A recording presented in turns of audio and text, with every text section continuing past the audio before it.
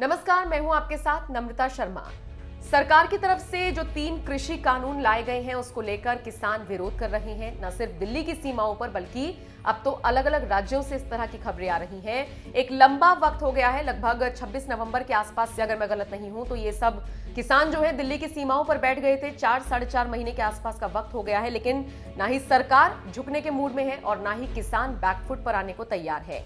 इन सबके बीच जो किसान है अलग अलग तरीके से सरकार को चेतावनी देने की कोशिश कर रही है, लेकिन सरकार ना ही सुनने को अब तैयार हो रही है। हालांकि ऐसा नहीं है कि सरकार ने सुना नहीं है, क्योंकि इससे पहले 10-11 दौर की बातचीत हुई, इसमें कुछ फैसले लिए गए। कहा यह गया कि सरकार इन कृषि कानूनों को 1-1.5 साल के लिए पोस्टपोन करने के लिए तैयार है, लेकिन किसान मानने को तैयार नहीं है। किसानों का कहना है कि ये जो पूरे कानून लाए गए हैं इसको सरकार वापस ले, हमें आवे टावे ना दे।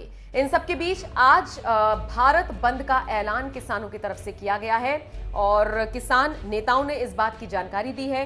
जो बयान जारी किया गया है किसानों की तरफ से, उसमें कहा गया है कि दिल्ली की सीमाओं पर किसानों के संघर्ष को 26 मार्च को 4 महीने पूरे होने पर किसान विरोधी सरकार के खिलाफ भारत बंद किया जाएगा।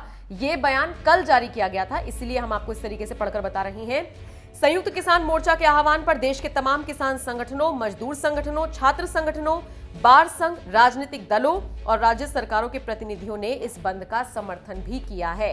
इसके अलावा आपको यह भी बता दें कि किसान मोर्चा की तरफ से कहा गया है, पूर्ण भारत बंद के तहत सभी दुकानें, मॉल, बाजार और संस्थान बंद रहेंगे।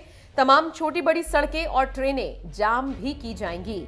एम्बुलेंस और अन्य आवश्यक सेवाओं को छोड़कर सभी सेवाएं बंद रहेंगी। दिल्ली के अंदर भी भारत बंद का प्रभाव रहेगा, ये कहा गया है किसान मोर्चा की तरफ से। इसके अलावा किसान नेता दर्शनपाल सिंह ने भी इस पूरे मामले पर प्रकाश डाला और कहा कि दिल्ली की जिन सीमाओं पर किसानों के धरने चल रही हैं वो सड़कें पहले से बंद हैं। इस दौरान वैकल्पिक रास्ते खोले गए थे। आज भारत बंद के दौरान वैकल्पिक रास्ते भी बंद कर दिए जाएंगे।